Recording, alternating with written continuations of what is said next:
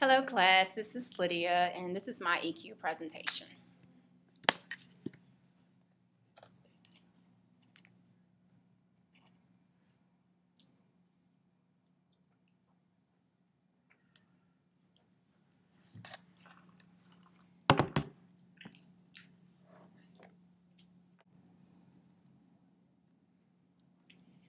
Okay everyone, thank you all for coming. Thank you for sharing your time to be a part of the presentation. Today we're going to talk about emotional intelligence. And what that is a person's perceived ability to evaluate, control, and identify people's emotions. It is beginning to play a vital role in the way today's leaders are handling significant challenges that they face.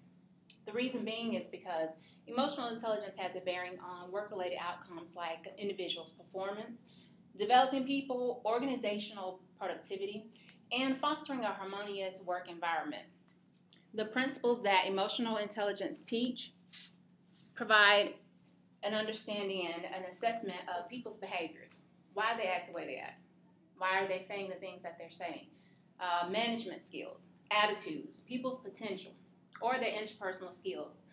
Like you can have an employee that is the best at what they do, but they just lack interpersonal skills that can make the difference of them becoming an effective leader.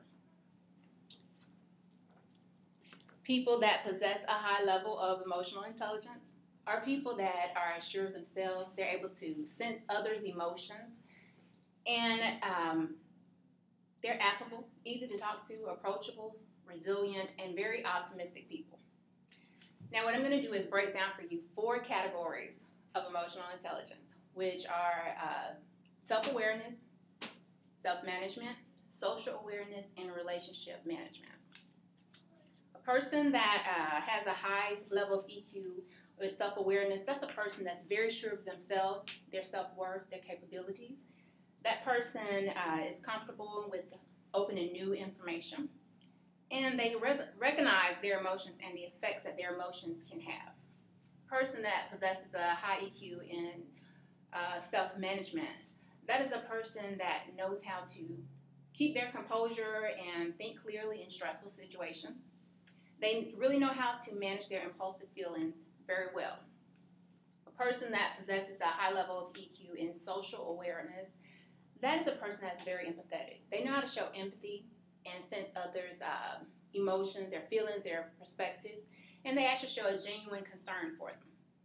They know how to sense what it is that another person may need to be developed, and they know effective tactics to use to get them to that point.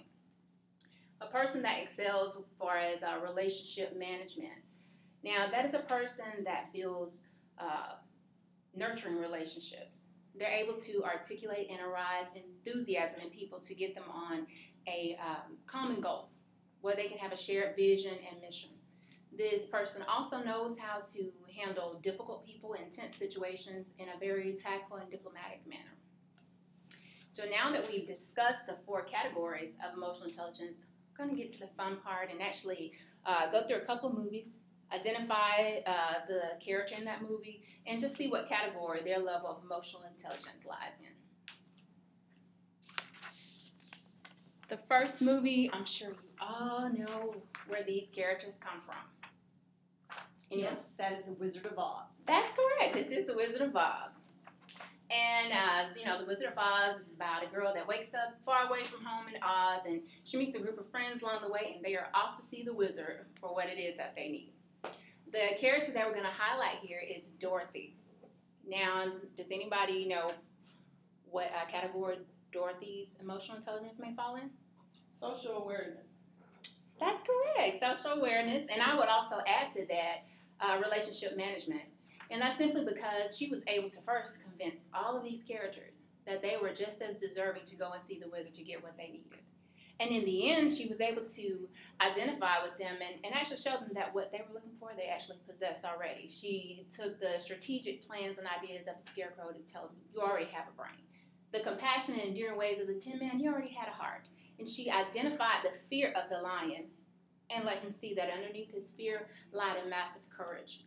So what Dorothy did was she was able to identify all of these emotions and develop them so that they were able to carry out their mission They were motivated.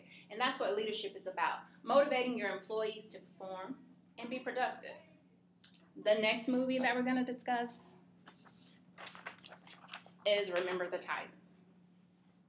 And the character that we're discussing is Coach Boone. If you're familiar with this movie, this is about an African-American coach who's now the coach of Titans, who was normally coached by a white coach. And there's a lot of racial tensions and discrimination here. But Coach Boone can't allow that to stop him from leading his team.